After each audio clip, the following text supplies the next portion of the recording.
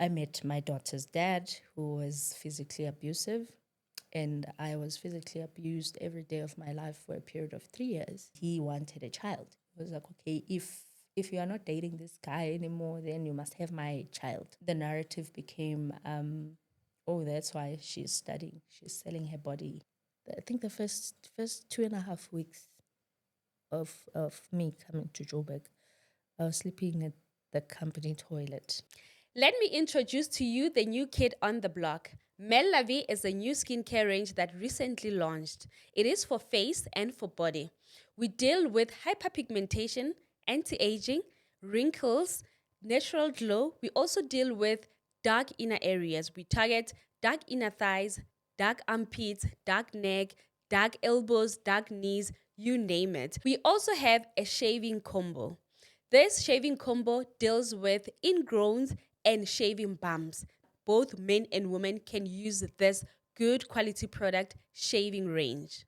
We've got good actives in our product from glycolic acid, hyaluronic acid, kojic acid, and many more. You can contact us on the WhatsApp number that is popping on the screen, or you can reach out to us on all our social media platforms. We are here for all your skin needs.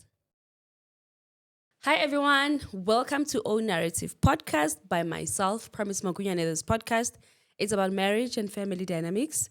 You know, if you'd like to be a guest on our podcast, you need to write to us on the email address that is popping on the screen. Do not forget to put your number, preferably your WhatsApp number, so that we can contact you once we vet your story. Guys, you know that we do have a sister podcast on the very same channel.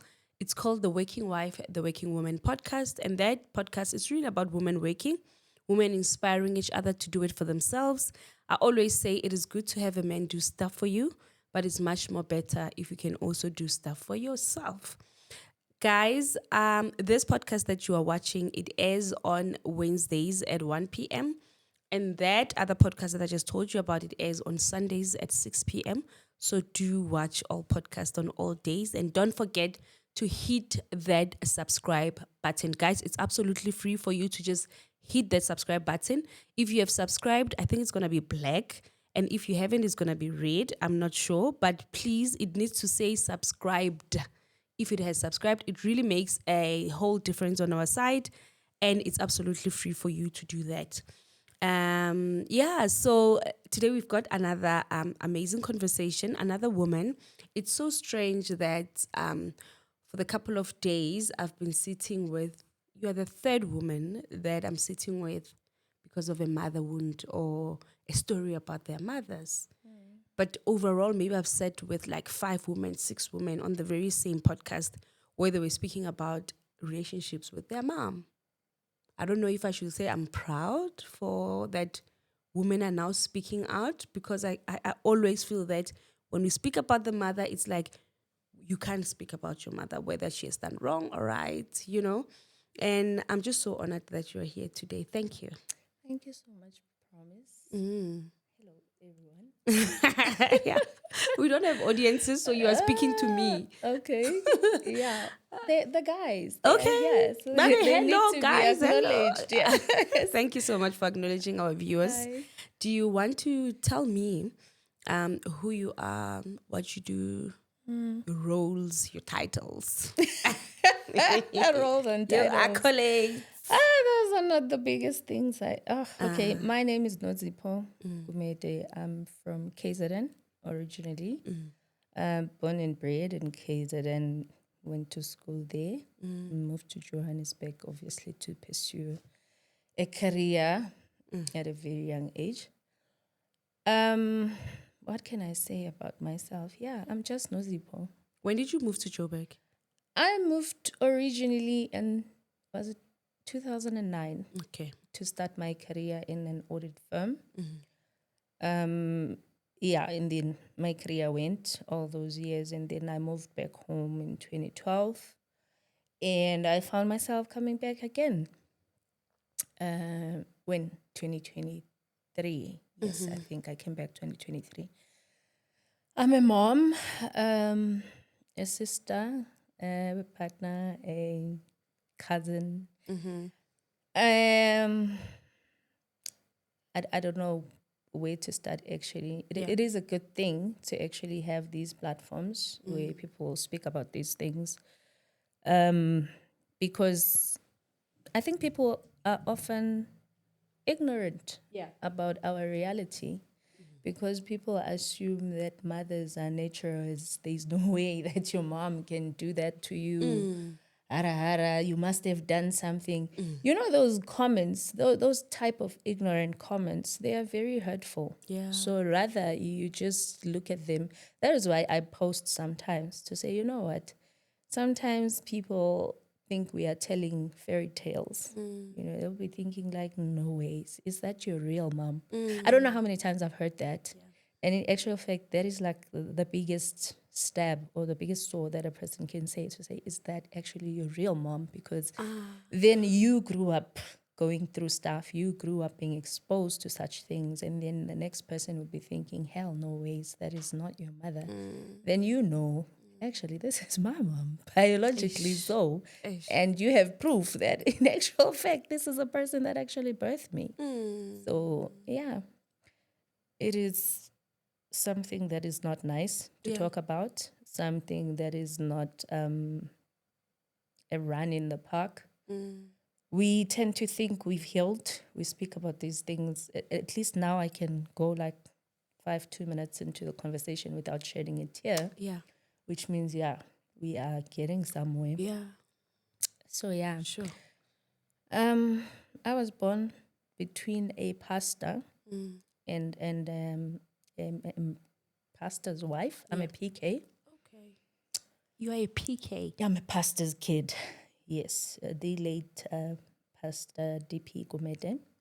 He was the president of Life Center Ministries Church in Durban, which emanated from African Gospel Church. I don't know much history about the church, but that's how I know my dad led the church and it branched out. It was internationally funded, so yeah. So we grew up in Ekaya, in a church where you are a pastor's kid. You're expected to wake up in the morning, carry yourself as such, go to church every day of the week. You go to church. When I tell my kids, I wouldn't force you guys to go to church because I think I did so much church in my life for all of us. Because Tuesday you go to church, Wednesday, Thursday, Friday, Sunday. And you don't have a choice You to say don't no. have a choice. You must go to church. Otherwise, if you are feeling sick or you have a story that you're not going wherever, you get out of somebody's house and you wait until they come back because you can't go to church, you know?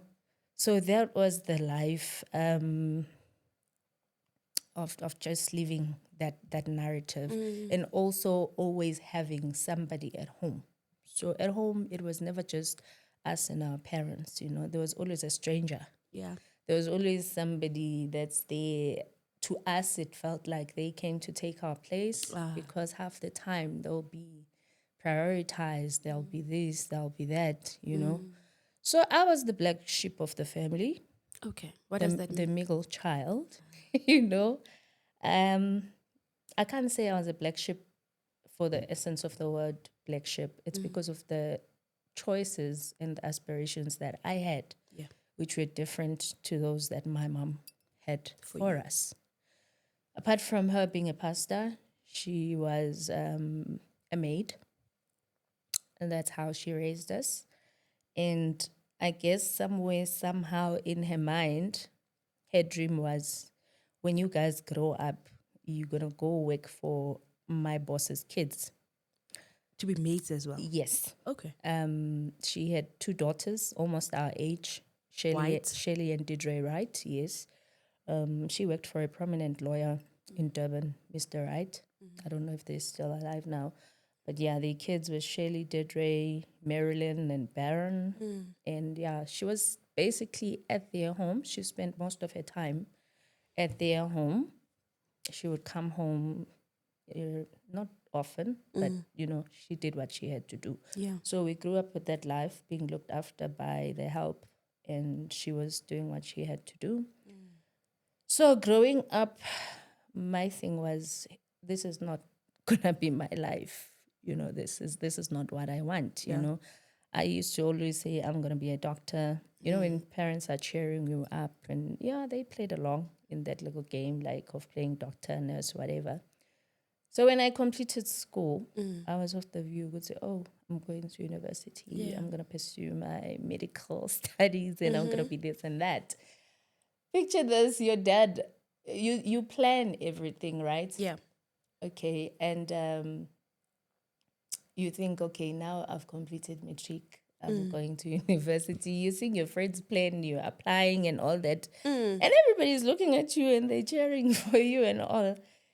And the day before, the day you have to go to university to register, your father wakes you up and he tells you, "Hey guys, by the way, I don't think you guys are gonna do this university thing because the insurances that I was paying, I stopped paying a long time ago. And I never told your mother." So it looked like the agreement between my mom and dad was my mom would be taking care of us through school because my dad is saving for university. And then you find out the day before that, hey, in actual fact, that's not going to happen. Well, I guess he was hurt because he could see that we were hurt. And yeah, it was too much, especially for me because I was like, you know, Got dreams. yeah. So he gave us money, like 2,000 rand, 2,000 rand, and said, "Guys, this is the best I can do. So just go get yourself clothes, do something nice for yourselves and whatnot." And yeah, Daddy is sorry. I sincerely apologize. Well, that was the beginning of my nightmare because I understand she was angry at her husband. I understand she felt betrayed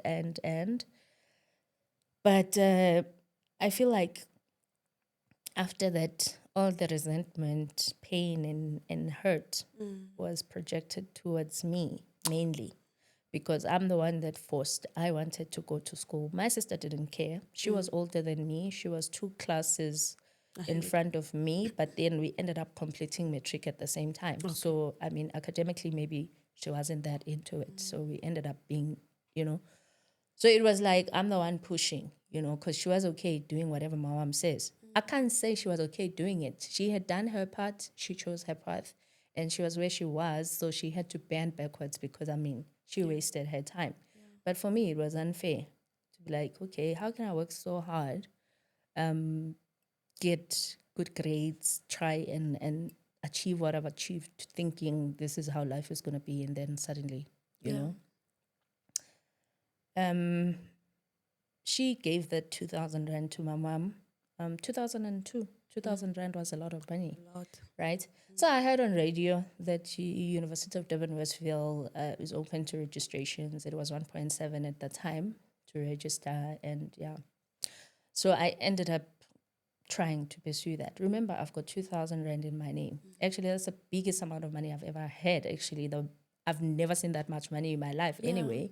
So I go to Westville, I apply. Do you tell your parents? No, I can't tell. We were told nobody's going anywhere, so how are you gonna tell? So I go to UDW, I register a Bachelor of Administration because obviously I had not, my application was at UKZN for something else, and now I'm finding out something else. I have to make exceptions and go with what I can find. Fortunately, I got space, got registered, and yeah, I thought, okay, cool. Remember, in the money that I have, it's 2,000 rand, 1.7 registration. Obviously, took a bus fare to get to Westville, so I'm left with like 270 or something like that. And I go back home, and I'm sitting there thinking, okay, what's your plan? Because obviously, this woman is not going to give you money to go to school. Yeah. And this father of yours, he's a dodgy one, you know, so there's no way you're going to rely on that man. So what is the plan with this 270, you know? So I was like, we'll see. Back then, there was bus tickets, you know, where you buy a coupon bus ticket for the week or whatever. Yeah. I think I bought 4 coupons there. They were about 37 rand each. I bought for 4 weeks. And I said, okay, whatever happens then now happens. Do you tell your sister what you just done? no, I'm doing this by myself. Yeah. Because, I mean, remember, in my mind, I don't know what I'm doing. I'm just taking chances, and you don't want to be snitched on because, I mean, nobody knows what you're Yeah. up to. And yeah, I think in that process, her thought was we're looking for jobs because she had asked us to look for jobs. Luckily, I found a job at Steers. I think maybe that's what they were thinking, that I'm going to work or whatever. Right. Fast forward, I get to university. I studied like the first 6 months. Where do you get the books? I Oh, don't they know. will be given for I, free, I maybe don't know. then. No, they were not given for free. Yeah. I don't know. I think I took notes. Yeah, it was okay. For some weird reason, Yeah. I can't say I was the smartest at school. I was not the smartest, but I was considered one of the smart people, but not like there were brilliant people in class. Yeah. I was not that brilliant, but yeah, magically I failed maths because I had my son when I was writing maths in matric, so I never had good results in mathematics. But for some reason, when I got to university, I was so good in maths. Yes, we can. Just let me put it on silent for you. Yeah. So that was the thing, like I was always that student who would ask questions to the lecturer, say, okay, how do we do these equations and whatnot? So I had a way of finding shorter methods of doing long equations and stuff like that. So this one day I decided to challenge the lecturer. I'm like, but I got the same answer, but I didn't follow the thinking that you are doing. So how is it that I'm getting these answers and stuff? So we start debating with the lecturer and stuff. And she's like, I've seen you every time. You always challenging these methods and stuff. Your way of thinking is very intriguing. So this white lady took an interest in me. She calls me after the lecture. She asked me like about my background and stuff. We start chit-chatting, give a little bit of grasp and whatnot. And she's like, yeah, I get you. You seem like a person with a very good IQ. Yeah. And yeah, I think you're going to do great. But this is how we do mathematics because obviously the marks are based on the equations and whatnot. So she tried to reason, okay. Yeah.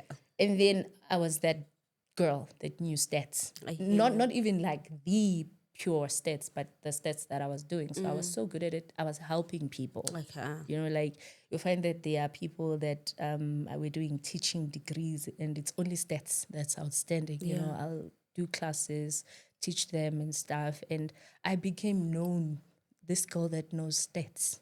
Mind you, I wasn't the most brilliant person, but that thing, I think it gave me a hype Yeah. to say, oh, at least you're good for something. At least you Yeah. can do something. Then I met my friend Charity. I think her dad had taxis in Umlazi, and they were like prominent taxi family and stuff. I think I leached on her for some time. Yeah. Yeah, I think she used to give me money to buy bus tickets and stuff. I think that went on for about 3 months Okay. until Zama, my friend, she stayed at Ray's. I started squatting at Ray's with some of my friends. I think that went on like for the first semester, but it wasn't so great because remember, you're squatting with people, you don't have money, you don't have a monthly allowance that you're getting from home. So I don't know what I was doing, but I did what I did. What are they Then saying at home? who cares? Where are you? Who cares? Who cares? They don't even know where I am. My sister knew that I was at school at the time because remember I had a son. He was almost a year, 2 years old Staying at the with them time. We were back staying with them back home. So my sister knew, and she was like, "You know what? I'll look after Spare. You go to school." At that time, I think she knew then because I mean, yeah. Yeah. Then after 6 months, I think I passed very well, and then I qualified for Bazari. a bursary. I think I started. I had find funding NFSAS. Yeah. Yeah, Okay. but when I finished the first 6 months, I had passed so well. I think they were giving you funding of a certain percentage Okay. of your NSFAS if you passed. I think I got into that to have NSFAS pay for me, and then it was converted into a bursary. But I didn't know. I dropped out in June. I was like, no ways, I'm not gonna repeat this. I tried, it's not working. So I let it go. Yeah. A few months down the line, my friend Charity, she tells me, "Hey, our mentor is looking for you, Uzinhle." So we had a mentor, like in groups who first years would be assigned mentors and somebody would take care of you guys and whatnot. So I think Zinhle took interest in me for whatever reason, God's grace. And she told my friend that actually tell your friend that she doesn't owe anything. And it was paid. Everything.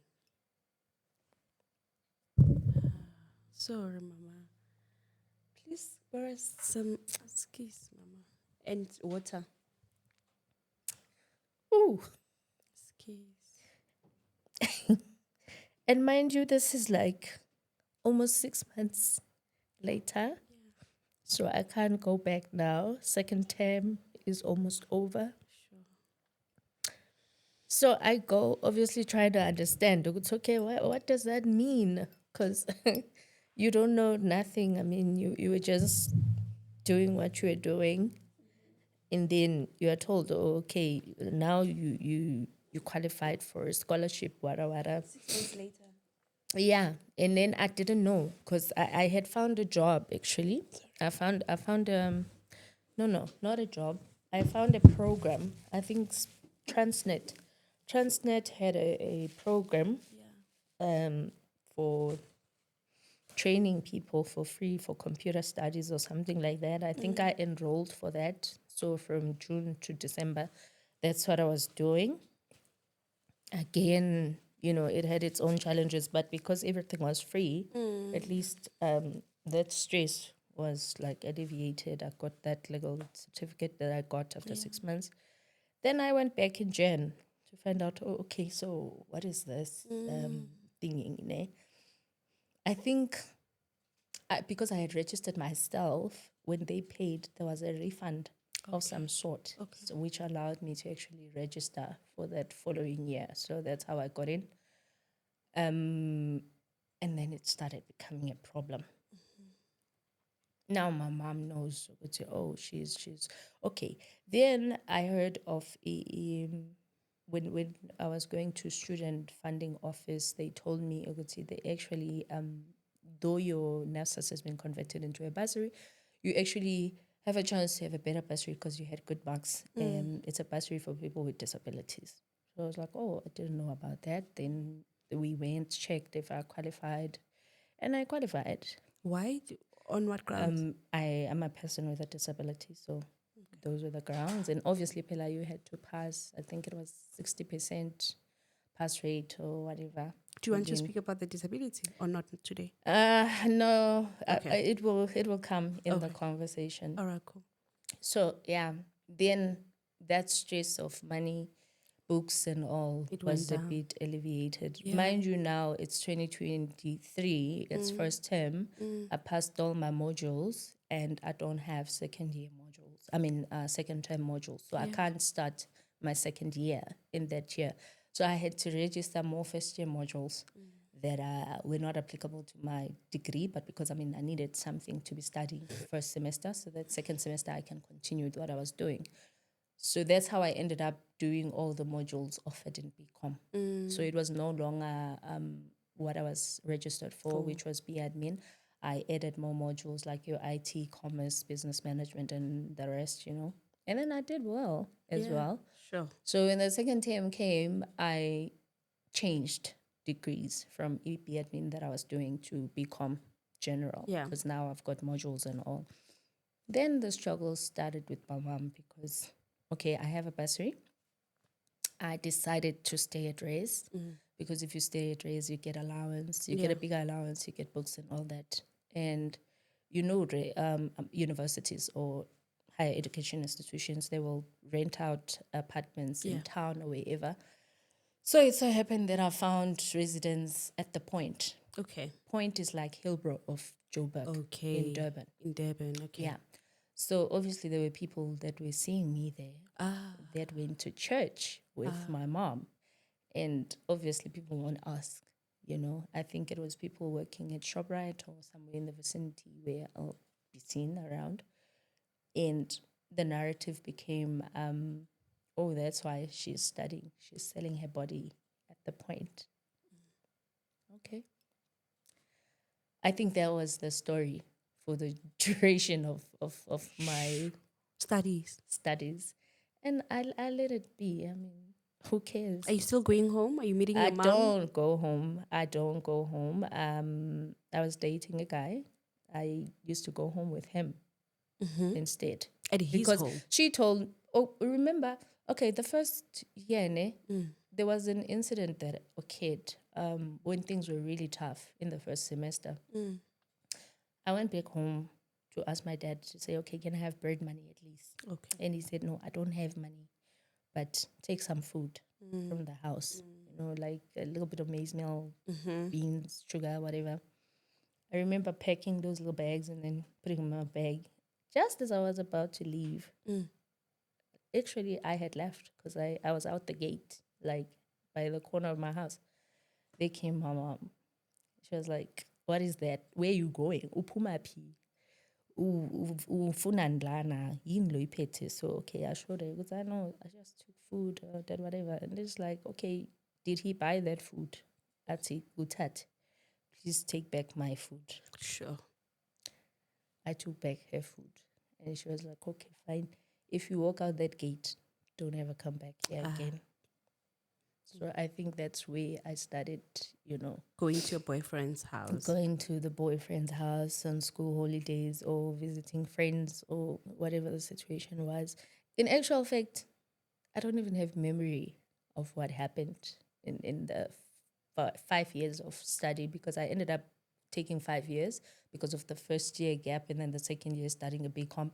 And then third year, I also changed degrees to say like there was a new degree that was being offered, which is BCom IT, which meant that my peers were doing third year. I was still doing first year of whatever I wanted to do. In those 5 years, I don't know what was happening. All I know is I wanted to study. I wanted to do what I had to do. And then your son? My son was living large. He was the apple of my father's eyes.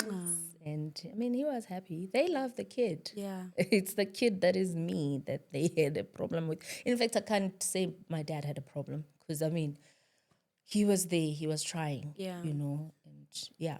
So that became what it became. You graduated? And I graduated. Yeah. In my stupid mind, I'm thinking, because it's not just that little incident of Ugudla and stuff. There was a lot of things that I went through.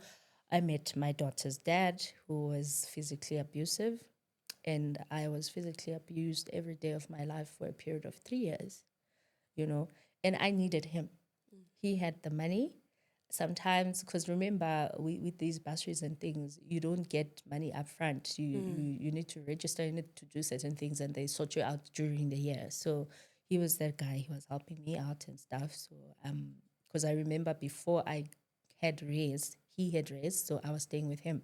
Okay. So that when the housing is available, I can find my own space to be able to qualify and do all those things.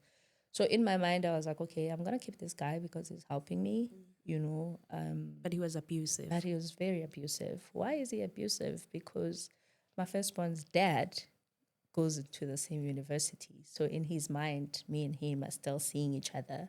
And he wanted a child. He was like, okay, if you are not dating this guy anymore, then you must have my child. Okay. So if you don't want to have my child, then that means you're still dealing with this guy.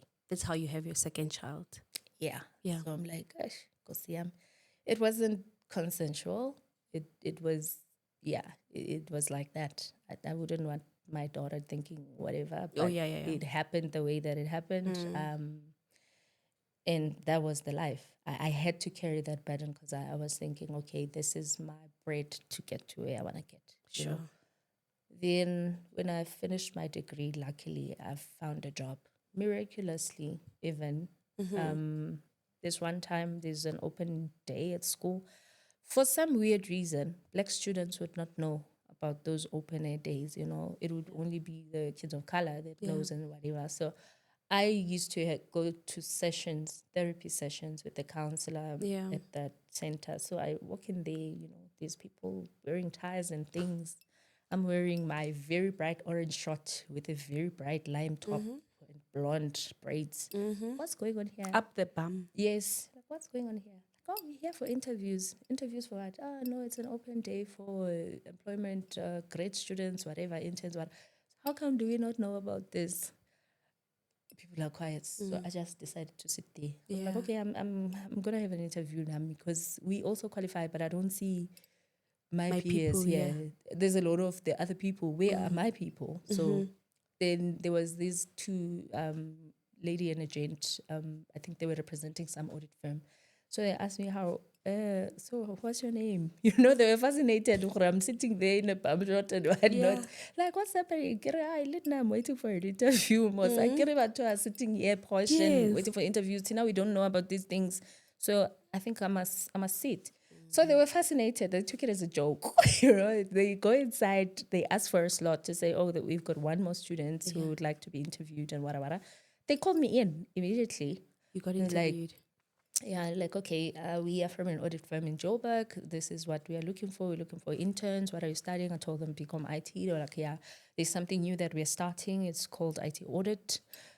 Then they asked me basic questions about auditing because I did auditing. I did accounting in high school, and I also did accounting at varsity. So I had a little bit of auditing background and stuff. So I was like, oh, it sounds like a deal. Yeah. Then I was given a contract right there and then to say, okay, next year, January, you must have a laptop and find your way to Johannesburg to start your new job. But condition, you must have a laptop. Laptop. Yes.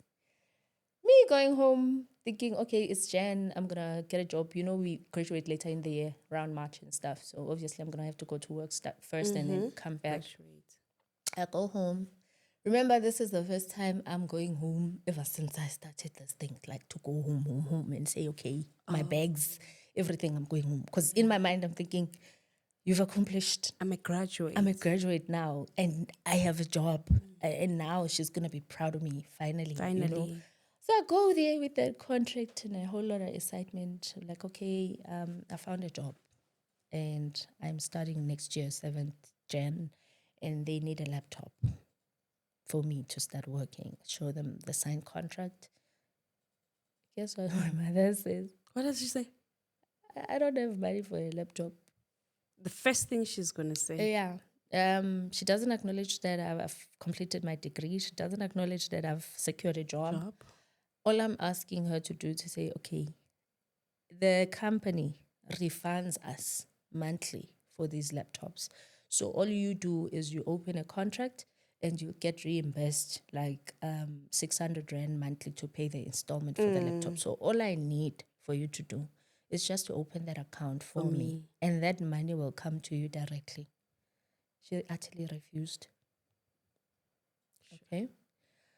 Graduation came. Yeah. There was no plan.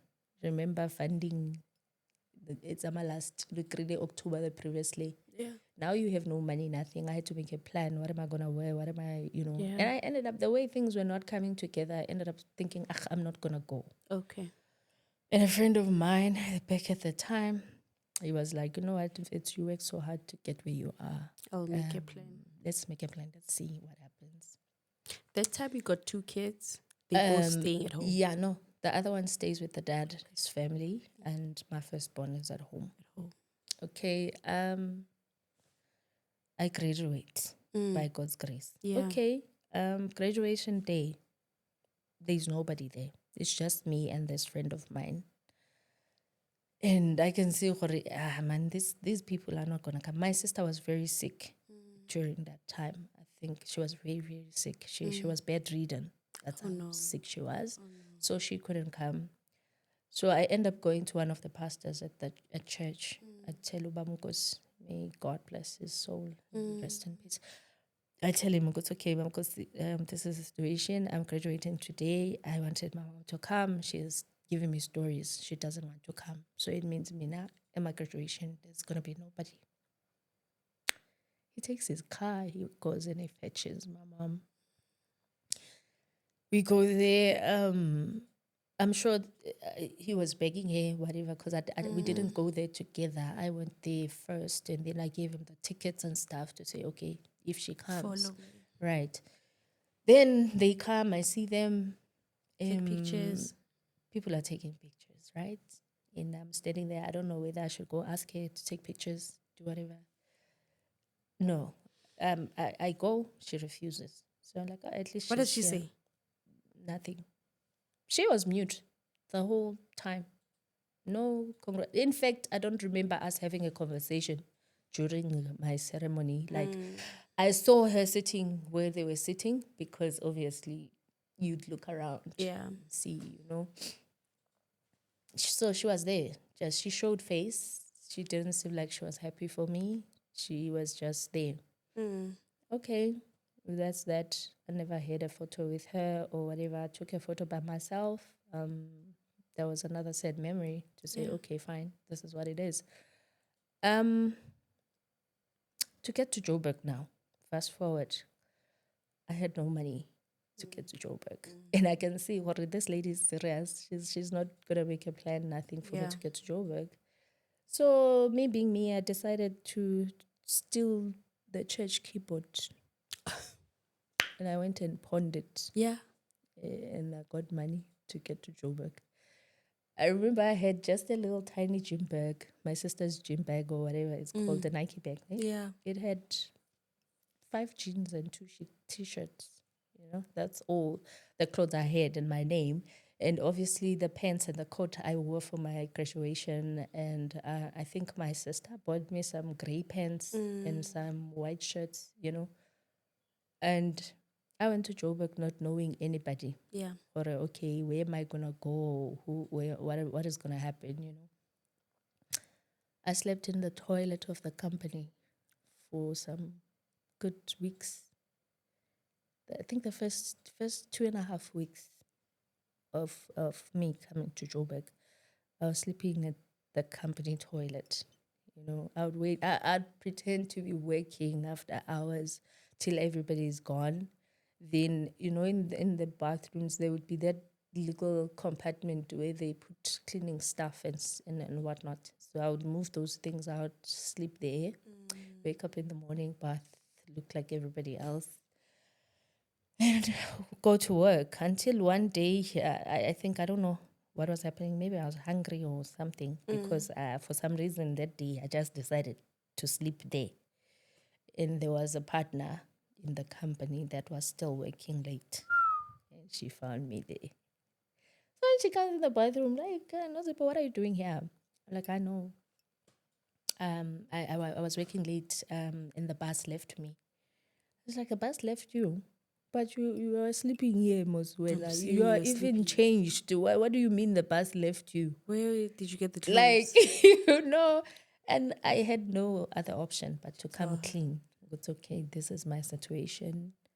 And I remember, Mrs. Sitole, that lady, she said, you're going to come to my house, you're going to live with me for 3 months until you can stand on your feet. How did I get the laptop? My best friend from university told her mom about my situation, and her mom opened the account for me at Vodacom and got the laptop for me.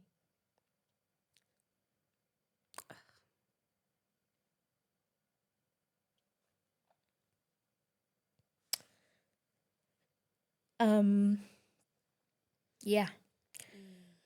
So, mind you, I'm doing all this, still hoping and believing. This lady one day she's gonna come right, and that first 2005, my dad passed.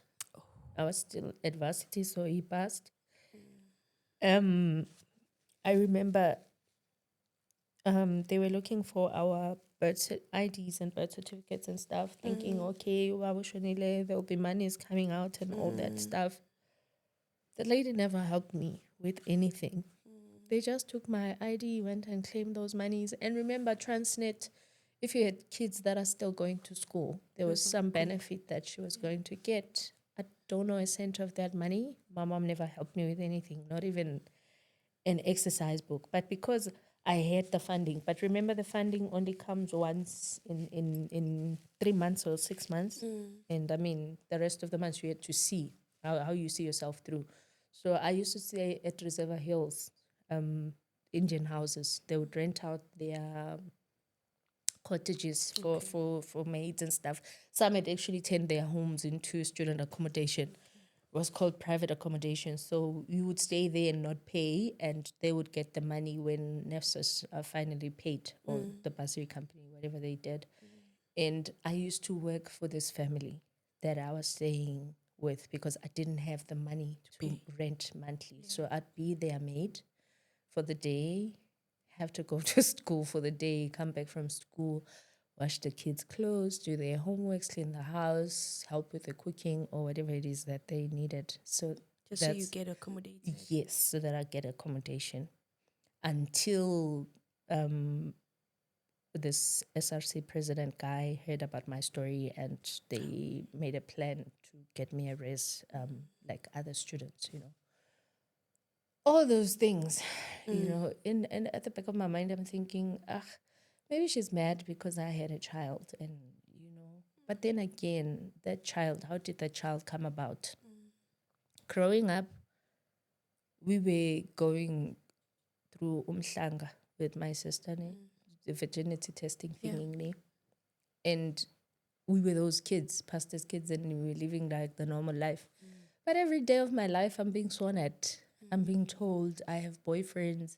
I'm being accused of things. I remember when I had my period for the first time, I had very aggressive period pain. I would vomit. My mom accused me of being pregnant. Okay. And it was bad. Yeah. My sisters and my cousins will jump out the house, go see their boyfriends. She wakes up in the morning, I'm there. She beats my ass and be like, why didn't you wake up and tell?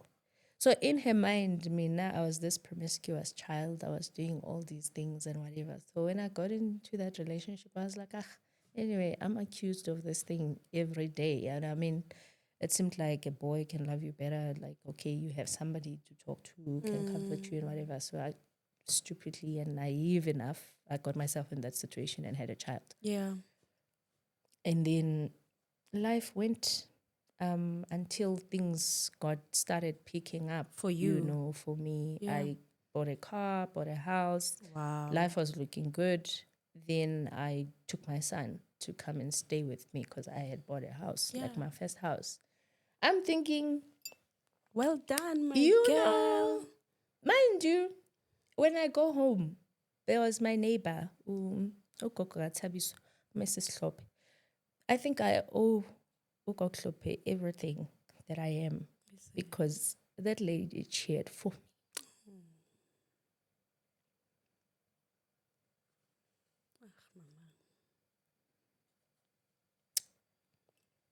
She cheered for me. Yeah.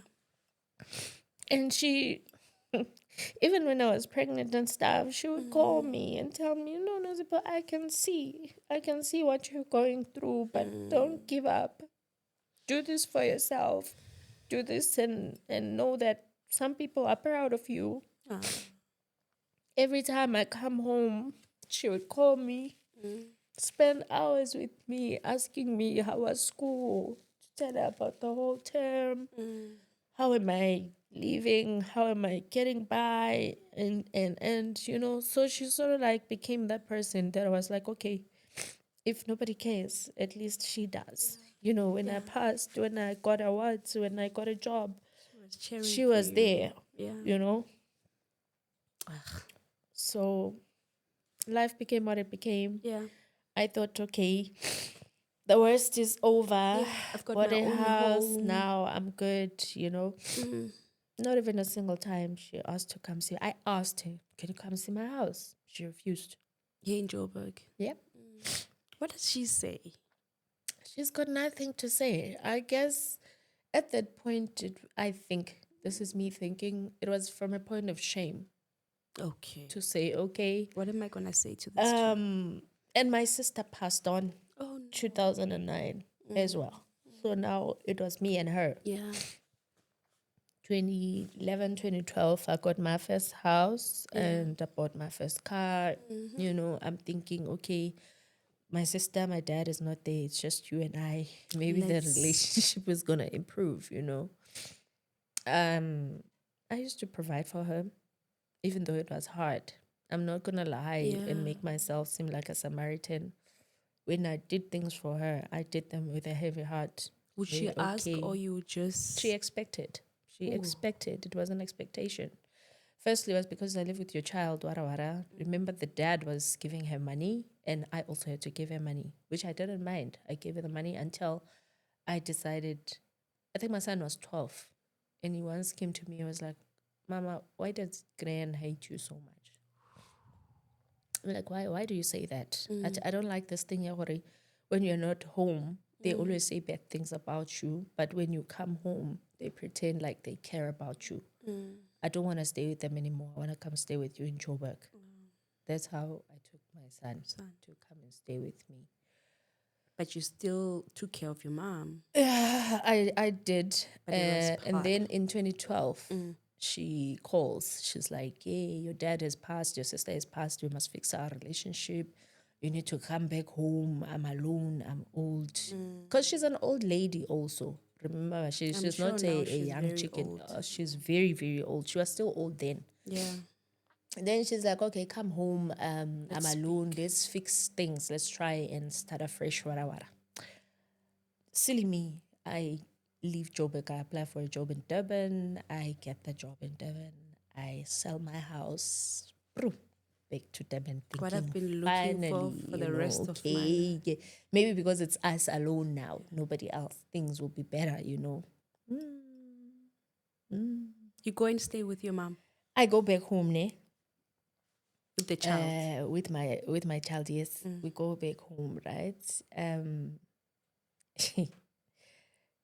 I don't remember the time I spent more than 3 days at home because of how toxic things would always get. No. So I'd always find a way to be somewhere else and not be at home. If I stayed 3 days, it'd be like I've overstayed my welcome.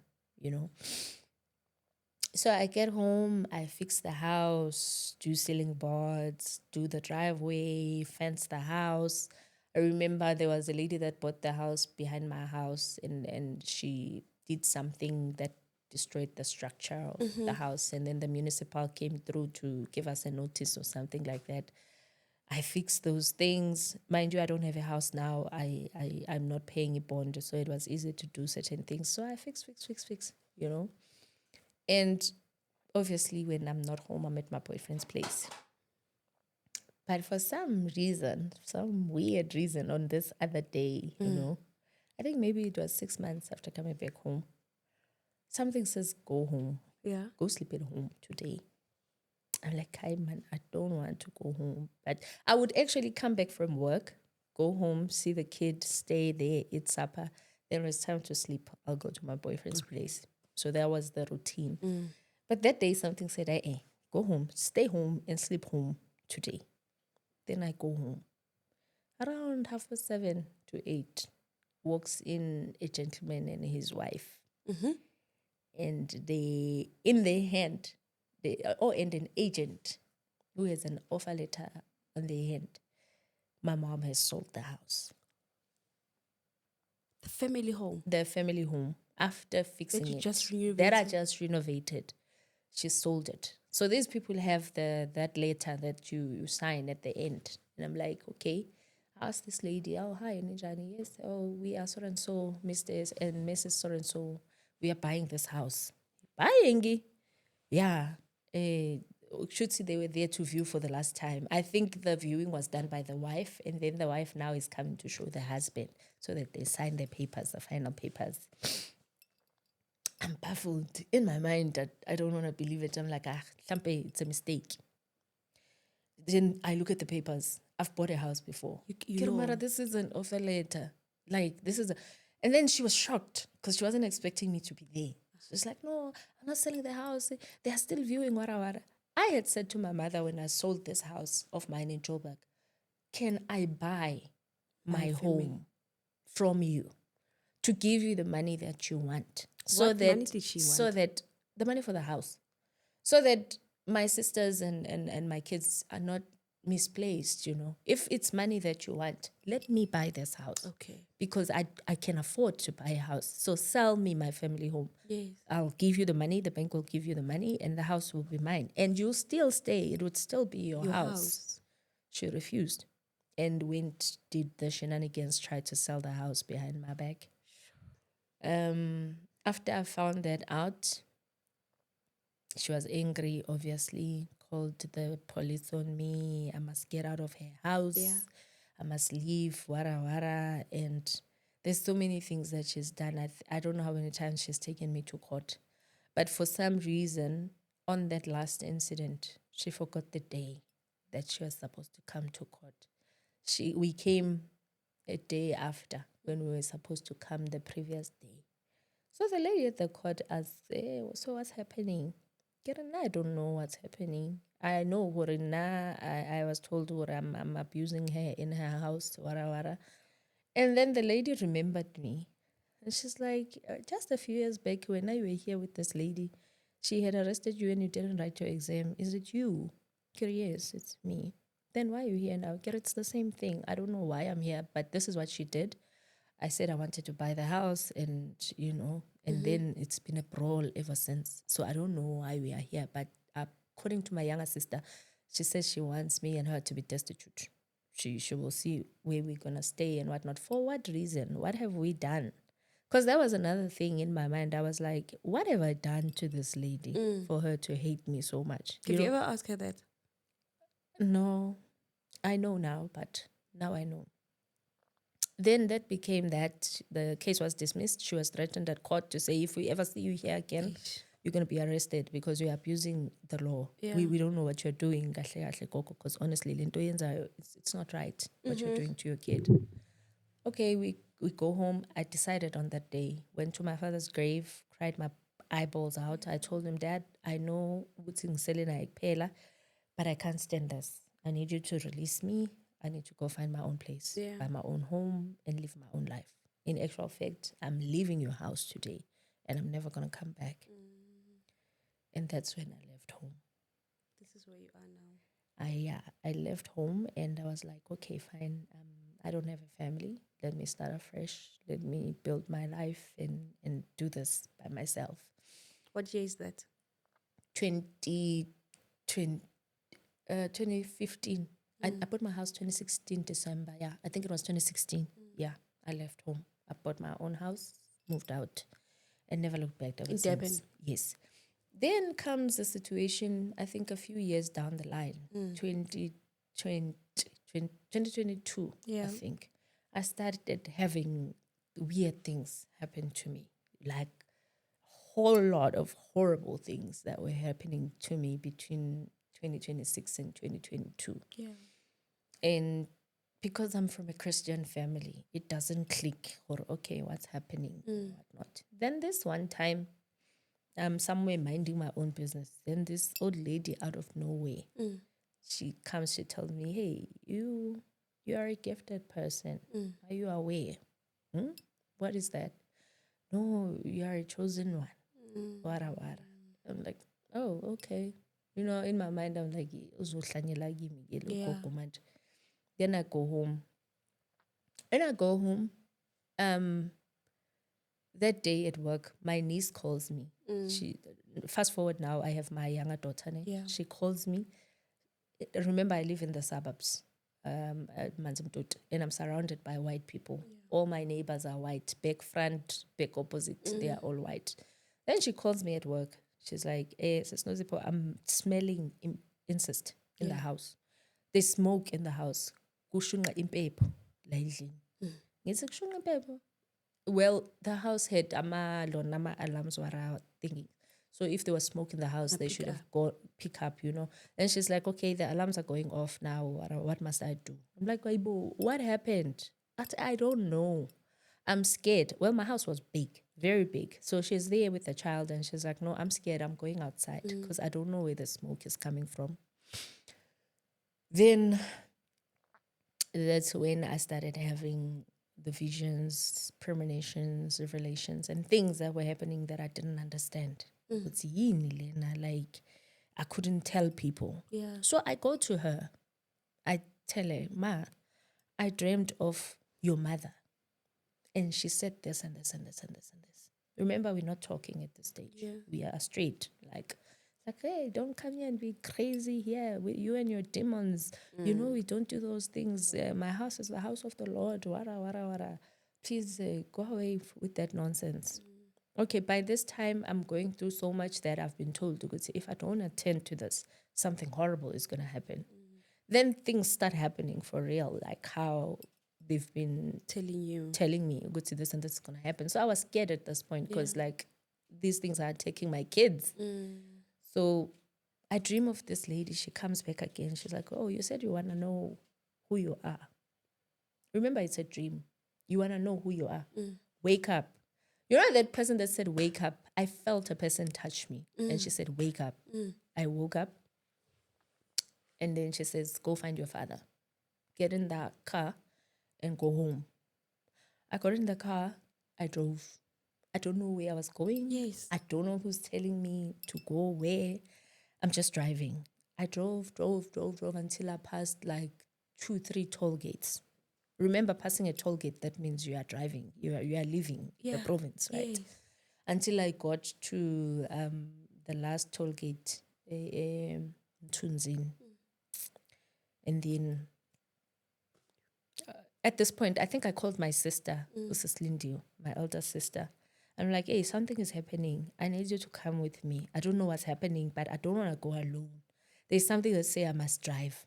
So now because she believes in these things, she's like, hey, what if you are being called? You know these crazy stories that they say? Say, no, I'm going to come with you. Then we go. When we get to the last toll gate, she's like, Sissy, there's something I need to tell you. I've been quiet with this secret for so long because I'm scared of Uma and stuff. Where you are now is where your father lives. Yes. So yes, you were right all along. So and so is your real dad. So the pastor is not your The dad. pastor is not my biological father. Okay, we drive, we continue drive. As we are driving, in my mind, this place changes. It's like I'm taken back at a point in time when I was 6 years old. You know, this place is developed now. There's tar roads, there's gum trees and stuff. But in my mind, the place just changes to when I was 6 years old. And I can remember this guy driving with me on a bicycle, taking me and my mom to the train station. I had that memory like vivid in that point in time when we drove to where we are. And then we reached this place like corner. We stopped there because now we don't know where to go. The place is developed. It no longer looks the same.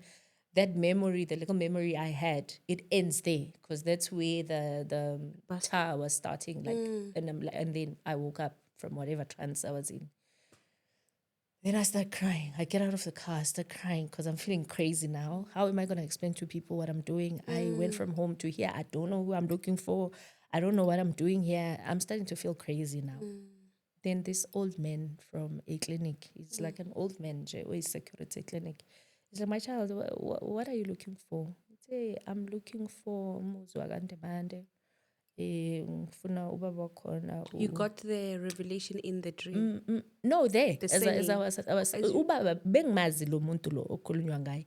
But obviously, as I queried it as a child, I was bidden and I was told never to speak about it ever again. And that was that. But now my sister has confirmed, it's okay, my suspicions has been true all along. So it's like, you know what? Wena Nosipho ingane kaMabhekini waseThekwini. Ngithi yes. Usufikile sesekhaya. Ekhaya kini kule ekupheleni kwendlela. Just drive straight. You found home.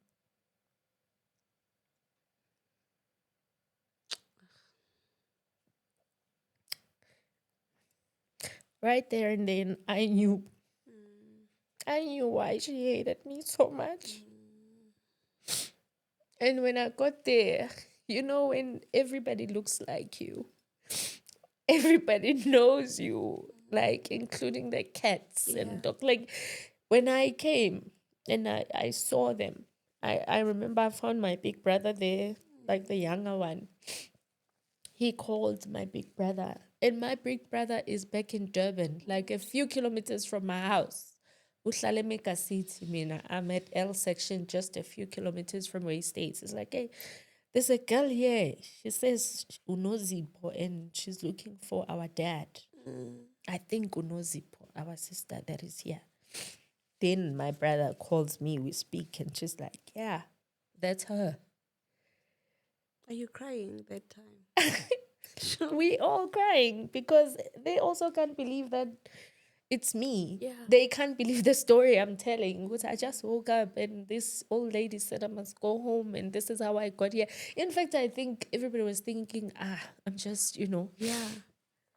So my brother is excited. I'm excited. Oh, must go. Tell me all the good stories about my mom. They show me pictures of my mom and dad.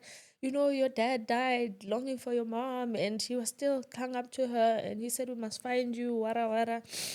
I'm thinking, finally, great story. Oh my God. We go, and then Uputa Atuzubuya, then we go home to see my mom because he's excited. My mom was his stepmom, and she did so much for him, took him to school. So he had only good things to say about my mom. So what does this mean? This means this woman had a relationship with this man whilst married, and they had me. That's what I wanted us to unpack because I was about to say, are you a firstborn? No, I'm a middle child. Yes, you said you are the middle child. So now the truth is coming out. Also, so this lady, because I know she didn't have a good marriage. Her mother-in-law didn't like her. They The had pastor. they had a toxic relationship. So I'm thinking in my mind during the course of their marriage, when my dad was doing his own things with his mom, toxic mother-in-law, maybe that's when she met my dad, and whatever happened. And they had a deep relationship. If the kids outside Exactly. And knows her. that's the thing. Ukuthi everybody knew. Even izalkazi zendawo, amakhehle endawo, they knew my mother. Get this. We get home with my older brother to meet my mom. Because she said, I get it when she chased me out of her house, Ati, because you say you're not my daughter, masubathola labo bantu bagini, ubalete la. There I am, Mina, thinking, oh God, finally. And somebody now can attest to this ubizo that I have. Which, okay, I'm not crazy. And how did I find these people and stuff? When we got there, me were about to chase us out with a shambok. I'm coming to her house with my boyfriends and I'm saying they are my brothers. She doesn't know what I'm talking about. My brother cried. It's like, Mama, imina umshweshwe. Imina inganeka babundimande. You know me. Unozipho ngamgcina esakhasa kamgoqozi where he used to stay with my dad. Zamuchaza phela. The woman remembered because auntie, there's an aunt, her sister that she stays with. Auntie called me afterwards and said, Nosipho, they also to go through all this. Uma wakho knows. And she's been asking us to keep this secret for so long. Now that you found out, Mina, I'm telling you, she knows. But everybody around you knows. Now, this comes to explain which part of my life, why we don't know anybody from my mother's side of the family. I don't know anyone from my mother's side of the family. We were always told to go to they are straight, akazwana nobhuti bakhe wants to kill her. My maternal grandmother, her mother, I do not know them because when we were born, they were already late, So we never knew her side of the family. We only knew my dad's side of the family. And I have cousins, I have nieces, I have a lot of people in my life that I do not know to this day because she shielded me because of this secret. So now my brother is telling me the truth now of what really happened.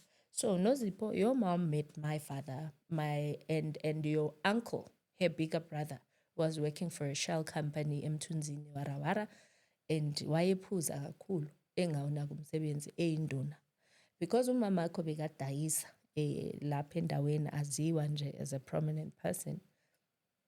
She wafaka ubaba umsebenzini. as her as a boyfriend. boyfriend. Kwase kuxoshwa ubhuti wakhe. Yeah. Ubhuti wakhe was drinking at work. Mm. Wayengawazi umsebenzi nani, so ubaba wakhe was a good fit, kwathathwa yena. Then that's where the family feud started. Okay. Her brothers wanted to take her out. I'm thinking again nama secrets ke ukuthi okay ukhipha indoda yami emsebenzini, ubhuti wakhe emsebenzini, ufaka indoda yakho wena futhi unomkhonyana eThekwini. So it was a big scandal. Yeah. Which then explains why she was estrayed from her own family and decided to go live her own life and be by herself. And that story now, after Sesibuyile ngasayina, it was 26 January 2022 when we went home, waphika ubhuti wathakamazi and all that. So I was like, you know what, God, I've done my part. Yeah. There's nothing I can do at this point. This is who this person is. I But don't at know. least, do you have like some bit of, I understand? Yes.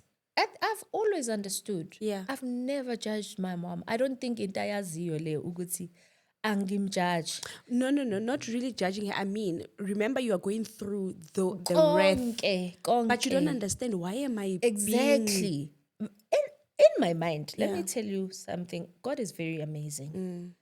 Ubaba mina ngiyamazi, my real biological dad. I stayed with him in 1990. Kanti, where was your pastor dead? Ubekhona ehlala nathi ekhaya eThekwini. But how did I know my father? Umama engivakashisa, she would say she's taking me to her mom, komalume. And I knew this gentleman as an uncle. I hear you. Up until this one time in 1990, I went to visit alone and I stayed with him and attended school where he was staying alone without my older sister. Then it became something with how I remember sigiyole isitimela sesibuya and I asked her, "Wema, yendaba mina njalo masika malume, uthi ngithi umalume, kodwa mase sifike eThekwini, uthi ngithi ubaba, kodwa mase sifike eThekwini, uthi ngithi umalume." She beat me to a pulp. Yeah. When I got home. When we got home, she beat me to a pulp. That you I forgot. remember I forgot. I suppressed that memory. I never spoke about it again. That's what trauma does. Then now I remembered as a grown up. I could say, oh, that was the guy. That was the guy. Sure.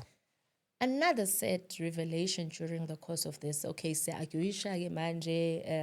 boyfriend at the time, Samaria, wanted to go and speak to my mother. Ukuthi no Nosipho, you must fix things, you must lungisa izinto, umuntu omdala idlozi lakho kwasentini. Ngithi, my guy, be my guest. Mina, I'm not going there. Do your thing. Do your thing, ngoba I'm the villain of the equation. Just do what you must. Uzosibonela. Wahamba kumfana. It was my fiance at the time, and he actually wanted to go and the woman said, how are you going to marry somebody that's got so many kids from different men? Uhlangana nje naye, futhi nje, that one is cursed. Umtshele ukuthi ngithe ngiyafisa ngathi ngabe wafa when I did what I did to her. Okay, that doesn't click. The guy records the conversation. And uyafika kuningi okwakhulunywe ngengeze ngikusho manje, but that is what stuck out.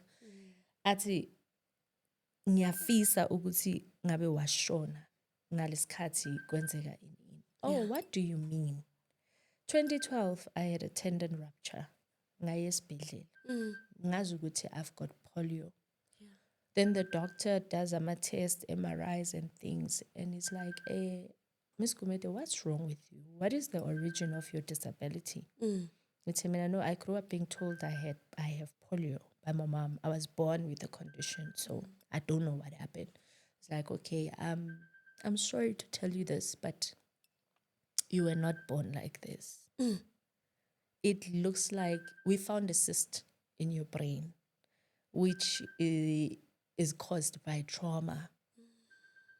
So you were not born disabled. You were hurt by someone. Remember what my mom says? I wish you died. And then you find God. My mom's so sorry. I had to reprocess my life. I had to accept that, you know what, you are not who you think you are. Not only from your surname to your name, to who you are as a person. I have to process Uguti. I was not born like this. I was made like this by the very same person that gave birth to me. And she created a lie, a narrative. Because in church, I was this miracle story. I remember. Bafundisi, behleze bezikhanya ukuthi, yo, they prayed for me to walk and whatnot. And yeah, I'm this miracle baby, wara wara. So in my mind, I don't even know ukuthi wangilimaza kwenze njani. Was she fighting with my real dad? Or did she hurt me to fit into the church narrative of a miracle baby? Because phela bekangabathola abantwana makashade nobabhumede. So in my mind, I'm thinking, maybe when she had me, she wanted my dad to sympathize with her. She went, she had a kid with that guy, came back with a kid, and now this kid was accepted. It's a miracle child. She's disabled. She can't walk. And then I become this charity case so in her story, I've been a pawn all my life.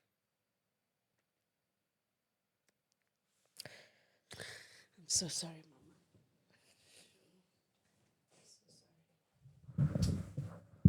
It's okay. I'm okay now. I'm okay because it's something I cannot change. It's my story. It's who I am. But it's too much. Trust me, it's too much. It's only the tip of the iceberg, things I've just mentioned. Yeah. And I hope you But can come back. I think I'm fine now because at least all the pieces of the puzzles are out. And I think what's painful as we are wrapping up is seeing me go through all the struggles. And don't just tell me that, you know what, girl, this and this and this, or something. Like, To this day, she's still cursing me. is she still alive? She's still alive. She's still cursing me. Well, now I think she's older. Maybe she's going through dementia or something. But to this day, she's still cursing me. I think in her mind, she wanted this to be a secret for the rest of our lives, to never come out. And because the things she would say, if I die, I'm not going to be a good ancestor to you. I'm going to make sure I make your life a living hell. But like, why did you go and fetch me where I was? Exactly. Like, you literally went out of your marriage to go and have me. Exactly. With a man that actually did love you, that Yeah. didn't cheat on you, that stayed single until the day he died because he believed that one day you'll come back to him. And he looked at the prominent pastor, maybe And the status. He loved the other men that didn't love her. Yeah. Wow. Mama, I really hope one day you can come back one day soon. Because I think your story, there's still like layers to your story. It's a lot of layers. Yeah. I actually don't believe that I actually spoke about We are proud this. of you. Yeah, So proud it's of you. weird. I hope my kids will see this one day and Yes. understand Yeah. our mom is not just a hard person, because I think from all these experiences, I've become scared of failure. I've become scared of not being able to do certain things, especially with my eldest son. Especially, I'm so tough on him because I'm scared of life. Ukuthi, oh, you know what? In life, you're not always going to have your parents. And me now, I know I've made life very cushy for you guys, but the day I die, you don't have anybody. You don't have a grandmother. My daughter doesn't know her grandmother. Spey hasn't seen her grandmother in such a long time. And I know she loved my son, Oma. She loved him so much. But even Namanje, because of whatever angers and whatnot she has against me, for finding out the truth, for crying out loud. Truth that has set you free. Hopefully, maybe she wasn't hoping I'll find out, but I do find out. And if anyone out there sees this, or who's closer to her, or who speaks to her, in that camera, you can to my cousins, about Tembe, Ban, that they do not know me. I know you guys have fed into your aunt's narrative. You don't know the story between me and your aunt. You know me to be this rebellious child that is like against your aunt. And obviously you do what you have to do because nani nifuna ukuthanda u-antweni eningamazi. U-antweni unezimpi zakhe nabafowabo engenanto yokwenza nazo. She hates me for her own reasons, but you guys never bothered to come and find out. You just came and bought a piece and bought beef that you know nothing about. Instead of finding out who's your cousin, getting to know me, getting to know us, you come into my mother's life maliciously doing things that you're doing, which are not fair. And you're making this generational curse to go on and on and on. I know I have family, but I'm not close to my cousins. I'm not close to their kids. I'm not close to anybody. We are a big family. We're supposed to be family. But because of family secrets and the way that our parents lived back in the day, believing in secrets and dying with secrets, Mina, I have nothing against my mother. That is her story, and only God can judge her. Mina, I forgive her. I'm okay. I'm at peace. Because remember, I was just a plant. I was part of her journey. For her to be who she is, she had to have me for there to be a story for her. So whatever that happens to me, that is painful, that is whatever, I always remember, Oguzi, sometimes it's not you. You are part of somebody else's story. And it's sad that I'm part of everybody's story, which makes me like sad in the process. But sometimes that's what it calls for. That's what God calls you to do. And Ma, I forgive you wherever you are. Maybe if you didn't do half the things you did, I wouldn't be the woman that I am today. Yeah. Thank you so much. Thank you for having me. For the roller coaster of a conversation. Yeah. But you know what? I'm just proud of you. Like I said, it's things that you never speak about your mother. You never do that. And more women are doing that. More women are taking a narrative just so we don't pass it through to our children, you know. And also our children to just understand why we are the way that we are. As we are working through our healing also for us to be better mothers. They need to just get a story, the truest story of why Uma Aranje, you know, as we are working on healing and being better mothers ourselves. Funny enough, my kids never ask. I think Ospe has an idea because he saw a glimpse of it. Yeah. Azza just recently asked me, my 6-year-old, Mama, where's your mother? When am I going to go see your mother? Yeah. And I'm like, you do have a grandmother, your father's mom. He's like, no, I'm not talking about my father's mom. I'm talking about your mom. Where is she? It's Mina, she's in heaven. I think, Mama, you're lying. I heard Butit say she's at Umlaz. Why don't you go there? And they ask questions They ask questions, and I don't have answers. But it is what it is. It is what it is. Mama, thank you so much. We are definitely at your convenience when you've got time to come back and share your own motherhood journey. And maybe we wrap up on this and then go into your own motherhood journey. Yeah. Thank you so much. Thank you. Thank you for having me. Thank you. I gave you water here. Yeah.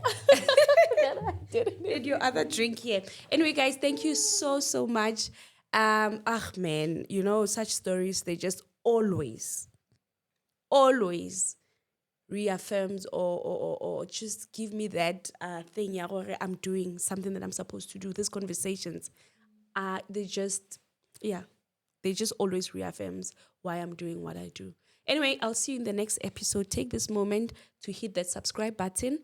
As I've said, we are going to see Usisi Nosipho again, hopefully. Crossing fingers, because she's got a lot to share. So, guys, I'll see you in the next episode. It's love and light from me and Sis Nosipho. Bye.